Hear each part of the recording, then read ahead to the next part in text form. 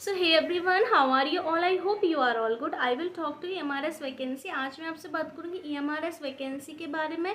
इसका सिलेबस क्या है एंड इसको कौन अप्लाई कर सकता है, इसका फीस क्राइटेरिया क्या है, इसकी लास्ट डेट क्या है एंड किस डिपार्टमेंट में इसकी पोस्टेस है। तो देखो, फर्स्ट ऑफ ऑल हम समझते हैं लिटरली गाइस कि जो EMRS है, EMRS का मतलब भी होता है क्लब मॉडल स्कूल्स, उनमें वैकेंसीज निकलती है ये। और इसको कौन किस किस के लिए वैकेंसी है, तो TGT हुआ, PGT हुआ, प्रिंसिपल हुआ, लाइब्रेरियन हुआ एंड और भी सारे जो स्कूल्स में मैनेजमेंट्स वगैरह होते हैं उन सब के, हॉस्टल वार्डन भी है ना। तो इन सब के लिए वैकेंसी निकली हुई है। अब मैं बात करूँ आपसे कि इसका क्राइटेरिया क्या है। तो देखो, फर्स्ट ऑफ ऑल गाइस, जो आपका एग्ज़ाम होगा वो ऑलरेडी फिल अप होना स्टार्ट हो गया है। लास्ट डेट की बात करूँ तो लास्ट डेट आपकी 23 अक्टूबर है। 23 अक्टूबर से पहले पहले आप इस फॉर्म को फिल कर देना। फॉर्म आपका ऑनलाइन फिल होगा एंड इसके चार्जेस थोड़े से ज़्यादा हैं। किसी का 2000 है, किसी का 1000 है, किसी का 500 है। लेट्स चेक और sarkariresult.com वेबसाइट पर जाकर आप चेक कर सकते हैं। अब बात करें हम TGT के बारे में, तो जब आप TGT का फॉर्म अप्लाई करोगे, आप चाहे तो कि हमें TGT का फॉर्म फिल करना है, तो उसके लिए हमारा क्या क्राइटेरिया होगा। तो देखो, समझते हैं। TGT का फॉर्म फिल करने के लिए आपके पास B.Ed होना चाहिए एंड आपका CTET सेकंड पेपर क्वालिफाई होना चाहिए, सबसे इम्पोर्टेंट। तो अब जब सेकंड पेपर की बात करें हम, जैसे PGT की बात करें, तो PGT के लिए आपका मास्टर्स डिग्री कंपलसरी है एंड मास्टर्स डिग्री के साथ आपका B.Ed होना चाहिए, राइट। एंड ऐसे ही प्रिंसिपल की भी पोस्ट है, तो उसके लिए हमारा 10 या 12 ईयर्स का हमारा एक्सपीरियंस होना चाहिए। एंड फिर ऐसे ही बात करें हॉस्टल वार्डन का, तो उसमें भी कुछ अलग क्राइटेरिया है, राइट। तो सबका मैंने अलग अलग आपको बता दिया है। अब बात करें हम, TGT हुआ हमारा, PGT हुआ, अब मैंने इनके बारे में बताया। अब हम थोड़ा सा सिलेबस पर डिस्कस कर लेते हैं कि हमारे इसका सिलेबस किस तरीके से आएगा। तो गाइज देखो, ये जो पेपर है, पेपर का लेवल थोड़ा सा मॉडरेट होगा। मेरी एक फ्रेंड है, वो भी जॉब करती है हमारे इसमें, उसका लास्ट ईयर उसमें सिलेक्शन हुआ था। तो गाइज देखो, मैं आपको बताऊँ, जैसे ये सारी चीज़ें ऑनलाइन होती हैं, इसका फॉर्म भी ऑनलाइन ही फिल होता है एंड एग्ज़ाम भी ऑनलाइन ही होता है। 100 मार्क्स का इसमें 2 एग्ज़ाम होते हैं, ट्रायर 1 होता है एंड ट्रायर 2 होता है। फिर क्वालिफाई करने के बाद फिर आप PGT में इंटरव्यू नहीं है, बट प्रिंसिपल वाला हुआ उसमें इंटरव्यू है, राइट। एंड जो ट्रायर 1 होगा वो सभी के लिए कंपलसरी है। कुछ कुछ जो टॉपिक है वो PGT वालों के लिए नहीं है। तो TGT PGT की बात करें तो कुछ सब्जेक्ट कॉमन है जो हम सबको पढ़ने हैं। TGT जो हम ट्रायर 1 को क्वालिफाई करेंगे ना, ट्रायर 1 क्वालिफाई करने के बाद ही हम ट्रायर 2 को अप्लाई करने के लिए एलिजिबल हो पाएंगे। और जब ट्रायर 2 क्वालिफाई करेंगे इसके बाद हमारा सिलेक्शन होगा, राइट। अब इसमें 1.3 की माइनस मार्किंग भी है एंड हिंदी, इंग्लिश, मैथ्स जो भी आपका सब्जेक्ट है आप उससे फिल कर सकते हैं। You can also choice and जो भी आपने डिग्री की होगी, ग्रेजुएशन जिससे भी किया होगा, PC जिससे भी किया होगा, so you can also eligible this form, right.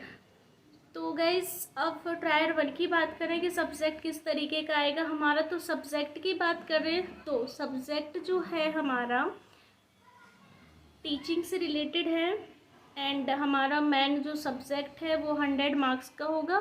इसके लिए मैं आपको एक फुल वीडियो एक डिटेल में समझा दूंगी। जो भी इंग्लिश वाले कैंडिडेट हैं जिनका सब्जेक्ट इंग्लिश है, मैं उनके लिए अलग से बनाऊंगी, क्योंकि वो मेरा भी सब्जेक्ट है रहेगा। तो उनके लिए कोशिश करूँगी कि हम इंग्लिश को थोड़ा अलग तरीके से समझेंगे, राइट। मैंने मतलब पूरा सर्च वर्च करने के बाद, सारी चीज़ें क्लैरिफाई करने के बाद ही आपके सामने बता रही हूँ कि अभी आप फॉर्म को फिलअप कर दीजिए। लास्ट डेट 23 अक्टूबर है और मिस मत कीजिए किसी भी फॉर्म को, बिकॉज क्या है, वैकेंसी वैसे भी नहीं आती और यदि अभी आई है तो आप उसका बेनिफिट्स लीजिए। एंड जैसे आपका CTET पेपर क्वालिफाई है तो TCT के लिए आप ऑलरेडी एलिजिबल है, आप TCT को अप्लाई कर दीजिए। अदरवाइज़ आपका मास्टर्स है और आपका पोस्ट ग्रेजुएशन मास्टर्स और B.Ed है तो आप PCT के लिए अप्लाई कर दीजिए।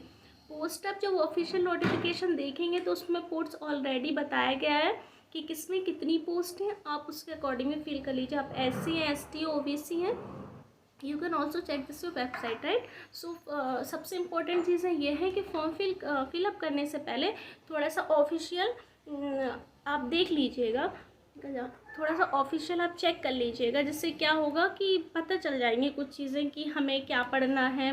और पढ़ने का तो मैं आपको सारी चीज़ें डिटेल में बता दूँगी, बट थोड़ा सा ये आइडिया मिल जाएगा कि हमारा सब्जेक्ट क्या है, किस तरीके से हमारे क्वेश्चन बनेंगे, एंड हमारे जो क्वेश्चन बनेंगे तो किस तरीके से लेवल आते हैं, क्योंकि लास्ट टाइम भी एग्ज़ाम हुआ था।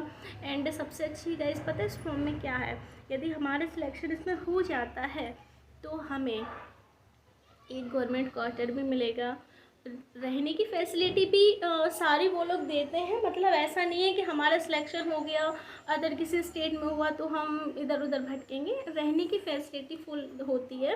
क्योंकि मेरी एक फ्रेंड है, उसका एमआरएस में हुआ था लास्ट टाइम, तो वो अच्छे से बढ़िया रह रही है, अपनी जॉब भी कर रही है।